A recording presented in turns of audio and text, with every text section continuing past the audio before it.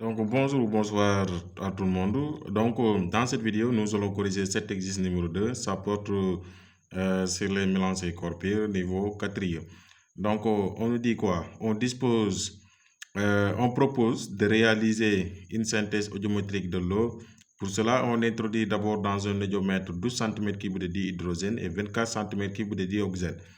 Dans la première question, dispose-t-on ainsi d'un mélange hétérogène, d'une combinaison chimique ou d'un corps pur? 2. On fait jaillir l'étincelle électrique. Que se passe-t-il?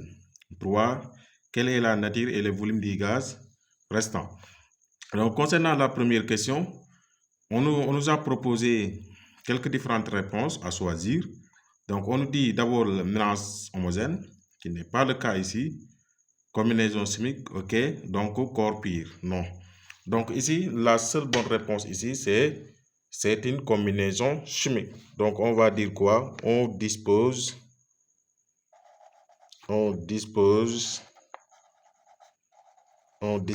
d'une combinaison chimique.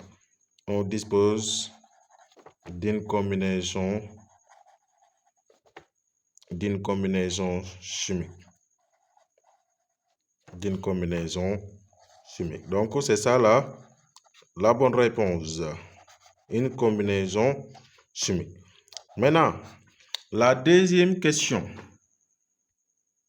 On nous dit on fait jaillir l'étincelle électrique. Que se passe-t-il?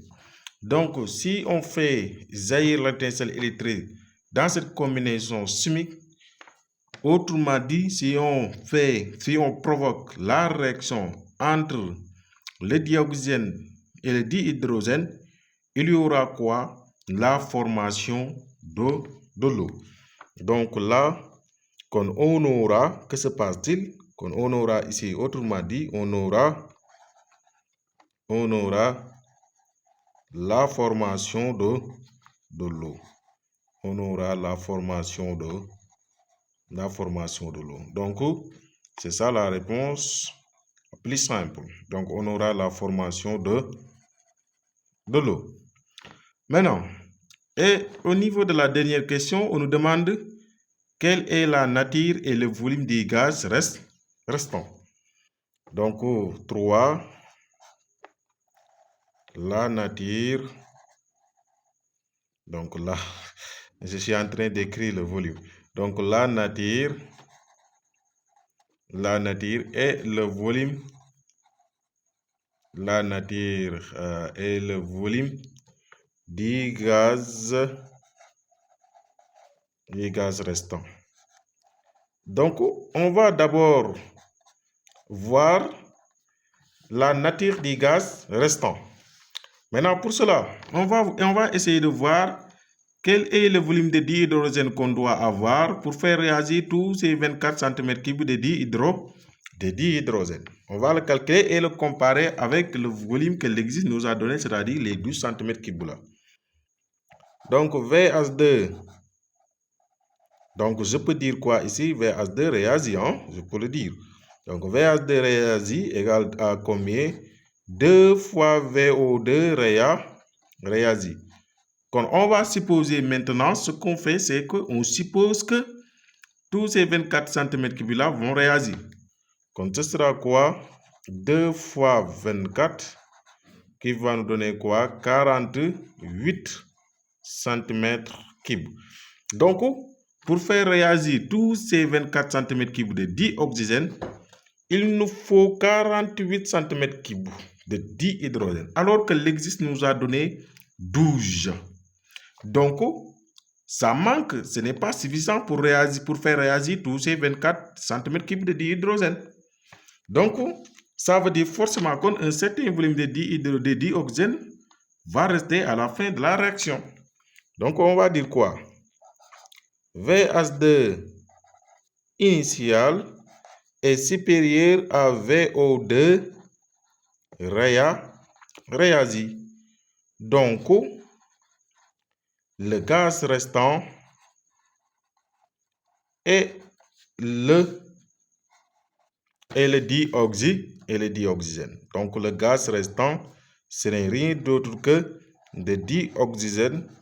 Donc, le dioxygène que l'on note O2. Maintenant, on va calculer son volume restant, c'est-à-dire le volume, le VO2 restant. Donc, VO2 restant égale combien? VO2 initial moins VO2 réagi. Maintenant, VO2 initial, c'est toujours donné par l'existe. Maintenant, il nous reste à calculer VO2 réagi. Donc, VO2 réagi, c'est égal à combien? VH2 réagi, le tout sur 2. Maintenant, comme que tout le dihydrogène a réagi, c'est celui que l'on appelle les réactifs en défaut, donc a réagi. Donc, on va utiliser ces 12-là. Donc, ce sera 12 divisé par 2 qui va nous donner 6 cm3. Donc, VO2 restant, ce n'est rien d'autre que initial, qui n'est rien d'autre que 24. Donc, c'est 24 moins les 6. Donc, 24 moins les 6 qui va nous donner 18. Donc, c'est égal à 18 cm3. Donc, VO2 restant égale à combien? 18 cm3. Donc, nous voici au terme de l'exercice numéro 2.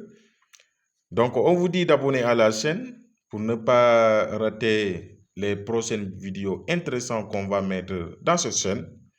Et de liker la vidéo, mais aussi de le partager.